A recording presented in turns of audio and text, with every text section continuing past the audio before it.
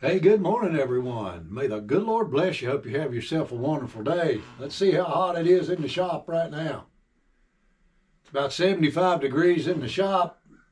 Humidity 60%. Looks like it's going to be another toasty Wednesday. I'm going to do an update, you guys. You saw me making a handle for the Matic, and I wanted to show you all how it come out.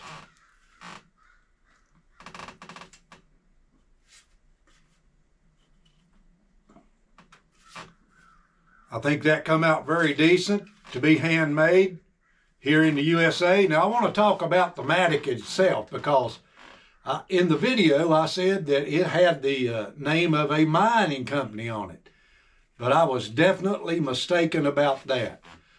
I got interested in this old Matic when I found it says Warwood 3 on it. Warwood 3. So I'm going to read you about this just in a second. But what this is, these things were starting to manufacture. Let me just read it, you guys, so I don't mess this up, okay? They're not paying me, by the way, to say this, but I just wanted to show you how you can find some very interesting things.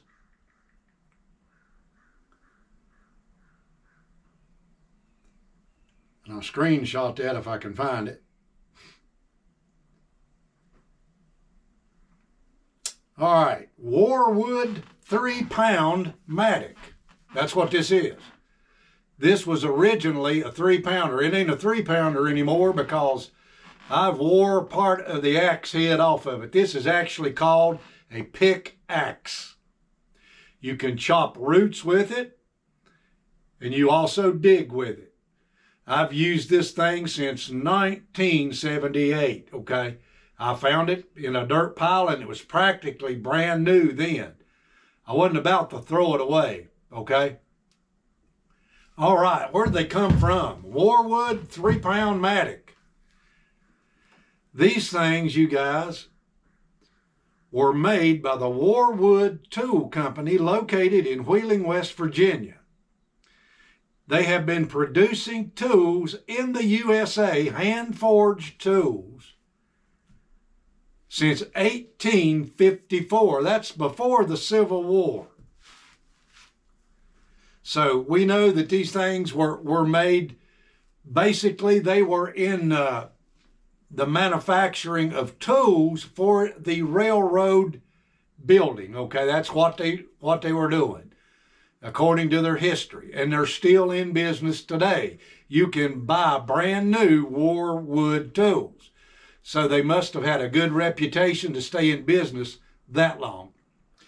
So one of the things that really, I think probably turned their business around was the fact when World War I come in, and of course World War II, trench warfare, they had to have a packable pickaxe to be able to carry in on their back during the war to dig trenches with. And you can read about trench warfare.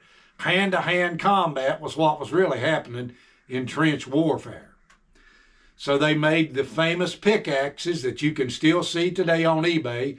As a matter of fact, this 3-pound pickaxe, you can see it on eBay, and then they want about $65 for it.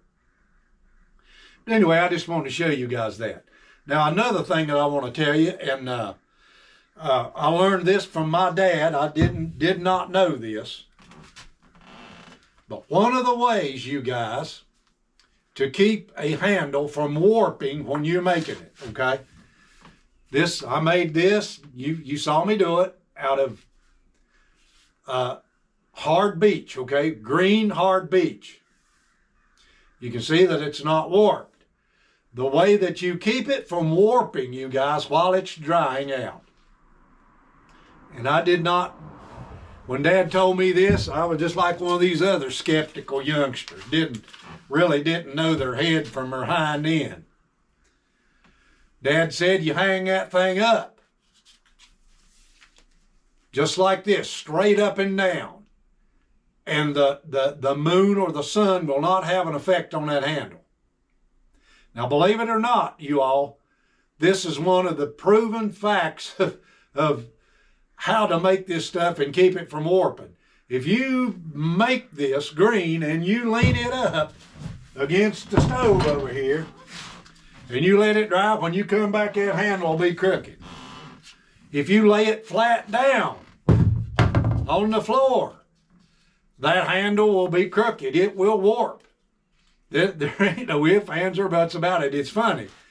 But Dad said, do like the old timers did when they wanted to keep boards from warping. When they first come off the sawmill, they put them boards straight up and stacked them on their edge straight up so that the sun and the moon would not have an effect on that handle. And if you don't believe it, you try it.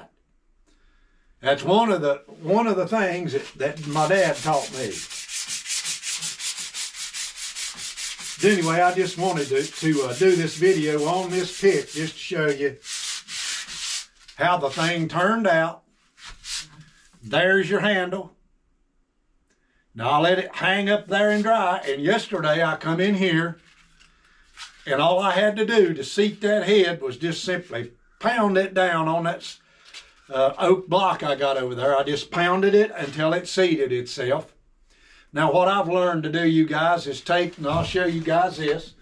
This is one trick that if you'll start doing with your handles, not only are they going to last a lot longer and moisture won't have a great big effect on them, is if you will take this fast setting glue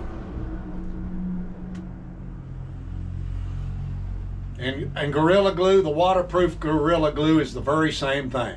This stuff sets up in about 15 or 20 minutes. Take that stuff and fill up around the cracks on that head of that axe right there. Whatever it is you're trying to fix, let that set up. Now water can't go through it in any direction. And it also keeps it from soaking up moisture from the air, which wood does. If you keep this thing in a nice dry place, you guys, in the dark, out of the sun, and you don't break it, it's going to last you forever. I just used it up there in the flower bed a minute ago to hoe the cabbage, okay? And I've been using it now since 1978. So I just wanted to throw that in there, you guys, just for historical purposes. Since I like history, this is a Warwood No. 3 3-pound pickaxe made in Wheeling, West Virginia, hand forged. If you don't believe it, you just go ahead and look it up. Warwood tools. With that, you all, may the good Lord richly bless you. Thank you so much for watching. Until next time, so long for now.